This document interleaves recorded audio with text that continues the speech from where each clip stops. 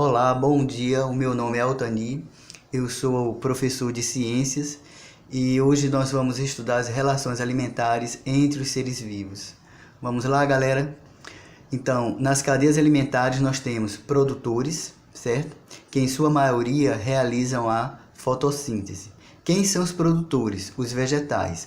O que seria a fotossíntese? A fotossíntese é uma reação química que os vegetais realizam para obter o próprio alimento, certo?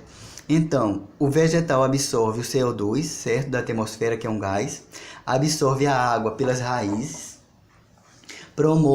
realiza uma reação química na presença de luz solar, certo? Por exemplo, produzindo glicose, que é um açúcar, água e liberando oxigênio, certo? Então, a fotossíntese é uma reação química que os vegetais realizam para produzir o seu próprio alimento. Por isso que os vegetais, nas cadeias alimentares, eles são chamados de produtores, produzem o seu próprio alimento através da fotossíntese. Vamos lá. Cadeias alimentares. Quem são os consumidores nas cadeias alimentares? Consumidores são aqueles que se alimentam de outros organismos ou partes desses organismos, como folhas, frutas, sementes e ovos. Todos os animais, inclusive o ser humano, são consumidores, certo? O próprio ser humano, ele é um consumidor. Vamos lá. Aqui nós temos o exemplo de consumidor, os leões se alimentando aqui, ó, desse animal que eles conseguiram caçar, ok? Ele é um consumidor. Vamos lá. Quanto ao tipo de alimento que ingere, podemos dividir os animais em carnívoros, são aqueles que se alimentam de carne, herbívoro, são aqueles que se alimentam de vegetais, onívoros, alimentam-se tanto de carne quanto de vegetais. Vamos lá os exemplos? Olha aí chegando, estudando os diferentes animais. Nós temos aqui, ó, a galinha. A galinha é um animal onívoro, porque tanto ela se alimenta de vegetais, como ela se alimenta de animais, certo? Por exemplo, ela se alimenta de minhocas, mas ela também se alimenta de vegetais. Nós temos aqui um tubarão, e ele se alimenta de carne, certo? Então, os tubarões, eles são uns animais carnívoros. Nós temos aqui animais herbívoros, que se alimentam de vegetais, ok? É isso aí, pessoal. Vamos, quem são os decompositores dentro das cadeias alimentares? Os decompositores, eles também são consumidores, só que eles se alimentam de organismos mortos, certo? Resíduos deixados pelos seres vivos, como fezes e restos de animais, certo? Então, nós temos aqui, ó, um tomate, ele está entrando em decomposição pela ação de fungos e bactérias. Quem são os decompositores nas cadeias alimentares? Fungos e bactérias. De olho nisso aí, ó, pessoal. Decompositores são os fungos e as bactérias. Vamos lá. As cadeias alimentares são formadas pelos produtores, consumidores e decompositores, ó. Vamos juntar tudinho aí, ó, e formar uma cadeia alimentar. Produtor são os vegetais, porque produzem o seu próprio alimento através da fotossíntese. Consumidor são aqueles que se alimentam de outros seres.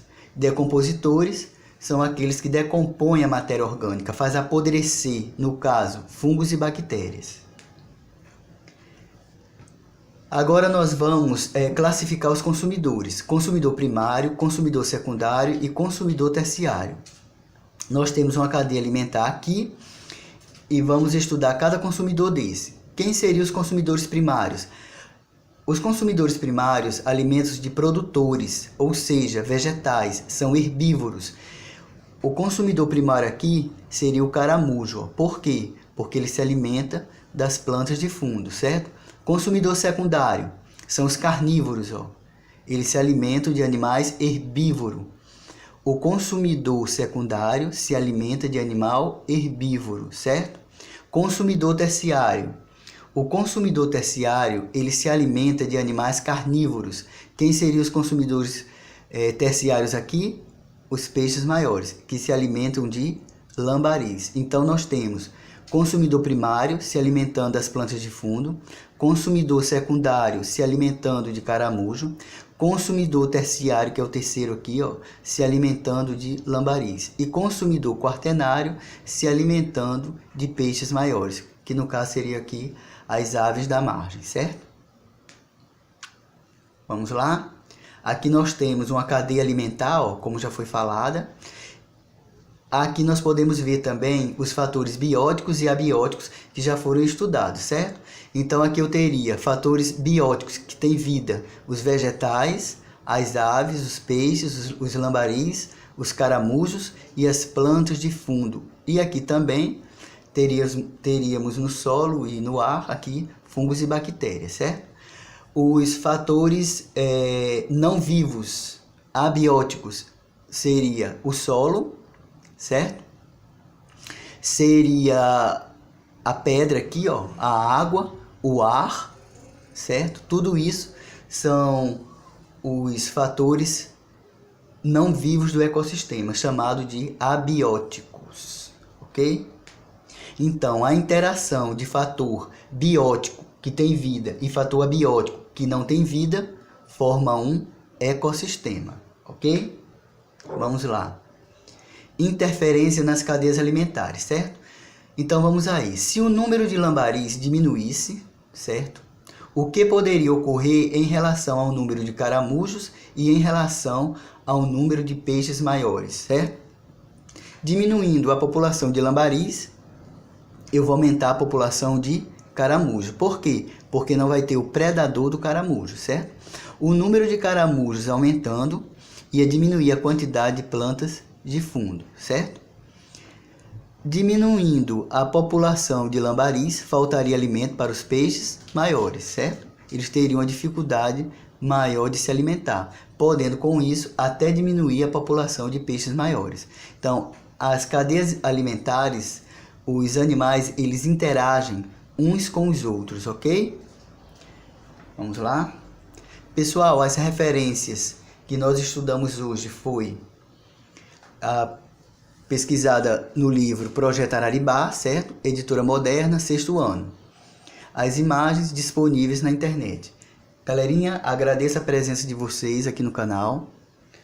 Dá um joinha, se inscreve no canal e faz o canal crescer. Valeu, obrigado, até a próxima.